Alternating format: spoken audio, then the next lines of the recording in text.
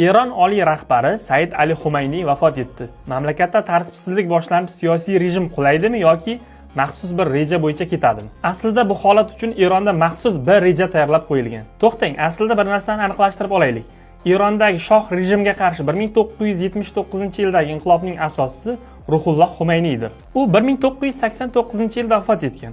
Hozirgi rahbar esa Said Ali Xumayniydir. Hozirgi vaziyatda Erondagi siyosiy tizim qanday ishlaydi? Eronda ekspertlar kengashi degan organ bor. U 88 nafar nufuzli ulamolardan tashkil topgan. Agarda oliy rahbar vafot etsa, mana shu oqsoqollar yopiq eshiklar ortida yangi rahbarning ismini e'lon qilishadi. Yangi rahbar saylangunga qadar mamlakatda boshqaruv to'xtab qolmaydi. Vaqtinchalik hukumatga prezident, sud hokimiyatining rahbari, diniy vakildan iborat bo'lgan kengash hokimiyat roliga o'tiradi. Hozircha rasmiy voris yo'q, lekin hamma bir ismga shubha bilan qarayapti, bu rahbarning o'g'lidir yoki kutilmagan nomzod chiqadimi? Sizningcha Eronda yangi hokimiyat tepasiga keladigan rahbar qanday yo'l tutgan ma'qul? Fikringizni kommentariyada yozib qoldiring va obuna bo'lishni unutmang.